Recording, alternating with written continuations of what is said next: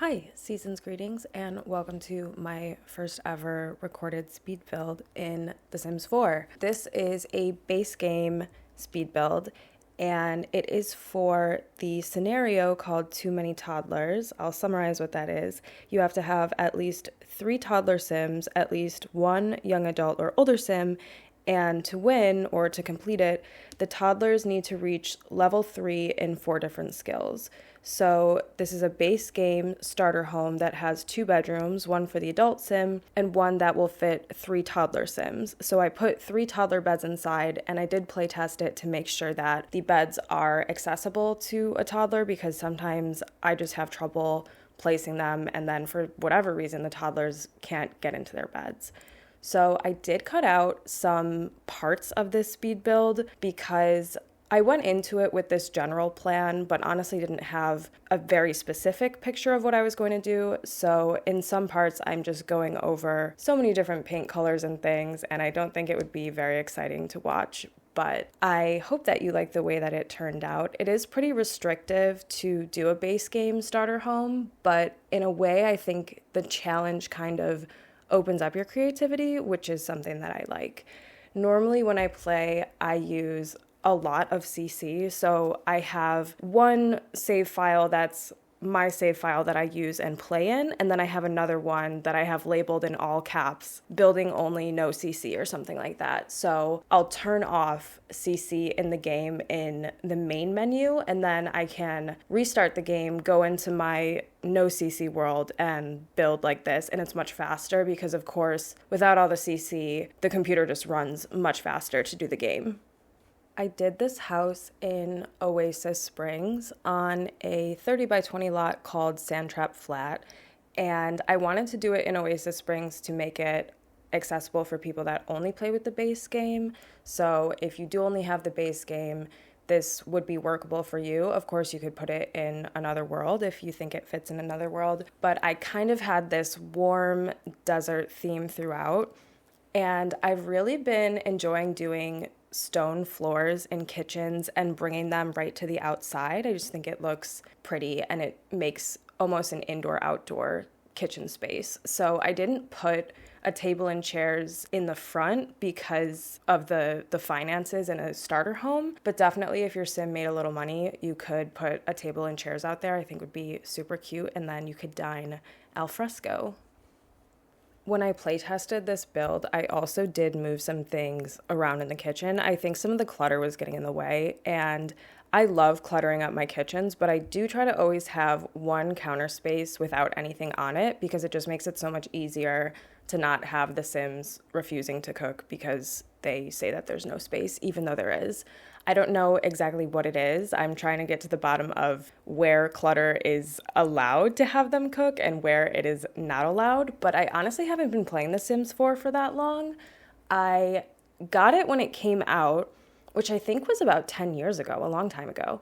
And I played it for maybe about an hour and thought, this is not nearly as good as Sims 3, which I love, so I'm just going to play Sims 3. And I played Sims 3 religiously for about 10 years. And then a few months ago, I don't know why, I just thought I wanted to try something different. And so much content, obviously other people making speed builds and things like that, has moved to The Sims 4.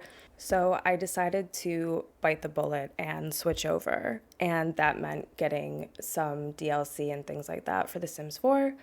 But this, again, is base game. So if you do not have any of the packs, you should be able to use this build and enjoy it and not have a problem with it. Here I'm doing the bathroom.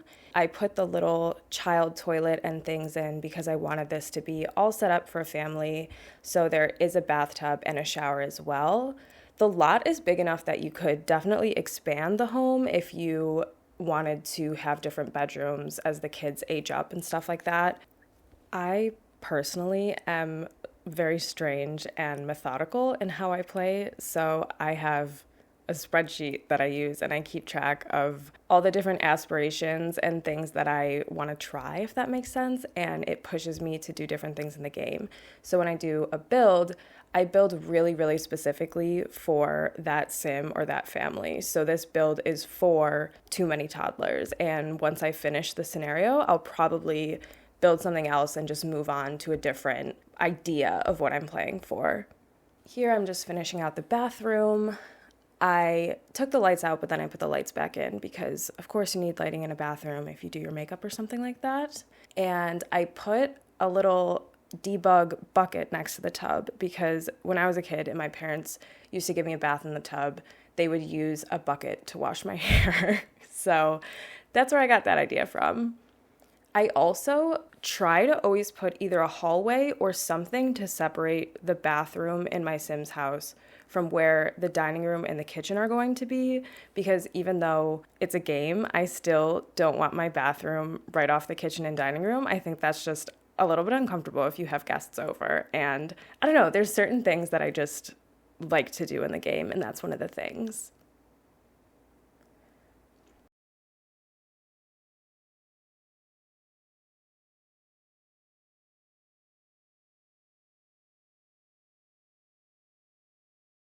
So here I'm moving on to the toddler's room, and I actually end up making it a bit smaller. I bring that back wall back in, and when I did that, for whatever reason, it got rid of all the terrain on the lot, which was pretty annoying. So I had to go back and redo that. It wasn't a huge deal. It only took me a couple minutes, but it is just annoying when your work gets erased. So here I'm putting in the toddler beds, and at some point I took a break from the build just to go in and play test these because I didn't want to do the entire room and then at the very end find out it didn't work and I would have to go back and redo the whole thing. I decided to use two different base game beds but a similar color palette. I end up going with this kind of orange and then like grays and blacks color palette, which I think is pretty cute and would fit three different toddlers with different personalities. Later on in the build, I was really up to the limit of a starter home financially, so I started taking some things out, like little decor that didn't need to be there, but I really didn't want to change the toddler's room because the build is for the toddler's room, if that makes sense, so I left that as is, aside from bringing it in like I did, making it smaller. I have never screen recorded before or really done anything like this, and as I'm watching it and doing the voiceover, at some points it looks a little wonky, so I'm hoping it won't have that problem when I actually upload it and someone is viewing it, but if it does, then sorry, I'll have to look into fixing that. My husband downloaded OBS for me, so that's how I recorded in the game, and then I just used the software that came with my PC to edit it. So it's not a very advanced operation, but hopefully it works. I love these little wall decals, the bunnies. I think they are so cute. And here I'm going through and just putting different little furniture in there. And when I edited this, you can see I forgot to take some of the saving things out, or I just missed them because it was at first a really long video before I sped it up. But I do try to save often because I have lost progress before, like I'm sure we all have, and it can be devastating. And I did put a Wabbit tablet there because if you are trying to max out your toddler's skills, that's going to be pretty important. So there is one there. Here I'm just adding more decorations, and I eventually move this around, rearrange it, and I do put a dollhouse in the living room, but not in this room. I end up moving that. And I'm pretty sure that the dollhouses still work if you scale them down two sizes like I did. You can scale them down using the left bracket key and larger using the right bracket key. And if you are a super experienced builder, this is probably all old news to you, but I just figured out how to turn the auto counters off so that I could put in different kinds of counters and cabinets and things like that maybe 2 days ago. So I am still a little bit new at Sims 4 building. There definitely is a learning curve to it. So earlier when I was doing the terrain, I put down tiles because I didn't want the terrain paint to go in a certain area, which is a trick in The Sims 3, but in The Sims 4, at least when I was doing it, it didn't work. I had to redo that. So things like that I'm still getting the hang of, but overall, The Sims 4, I think, definitely has more powerful building tools, like having platforms and being able to move the house is a lifesaver. Here I'm just finishing out the toddler's bedroom, which turned out pretty cute in my opinion for a base game room. And then I'm moving on to the bedroom for a single adult sim. I moved this around a couple times and it's not really anything special. It's not the focus of the home, but it's cute, it's functional, it has a double bed and a dresser. So everything that you would need in a very basic bedroom. It has a couple decor items that I end up taking out just to reassign some funds to other parts of the house. But again, functional. A trick you can borrow if you are ever feeling a little bit uninspired in a build is to pick out one piece of furniture and, if you can, pick out something that is a little bit out there. So maybe it has a pop of color or just isn't a swatch that you would normally put in a build. Put that in first and then build your room around it. And sometimes it'll inspire you to do something a little bit different. I would like to become more advanced at this and someday, hopefully a day soon, a user of the tool mod, which a lot of builders use. And I'm just in awe of what people are able to do. People will take, I'm sure you've all seen, like a little plank and they'll manipulate it to be an object. They will make an object out of teeny tiny little planks, a lamp or something like that. I'm so in awe of people's creativity and the way they can take base game and make entirely new things. I am baffled by it. That's so incredible to me. I would just like to be able to resize some balconies and TVs and things like that. That would be enough for me. That would be pushing the limits of my skill level, I'm pretty sure.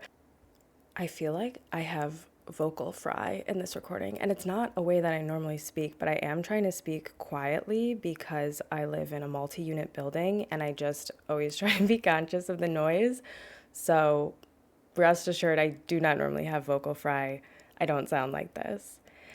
I put this cute little table near the entrance and then the lamp disappeared. And I have noticed sometimes when I'm building, I will place objects and I go somewhere else, do something else, and I look again and the objects are gone. So something happens to that lamp, something mysterious. Here I decided not to place a TV because of price and also because sometimes when my Sims have a TV, they are unmotivated to do anything else. Read a book, cook a meal, do something more interesting with your time. And who am I to talk? Because I am a woman who plays this computer game all the time, but I instead just put a couple other things and I left space for someone else to put a TV if they'd like to do that. Here I'm redoing the landscaping and then that's pretty much it. I have some screenshots at the end of the video and the build is on the gallery. It is under tinysimbug, so please enjoy.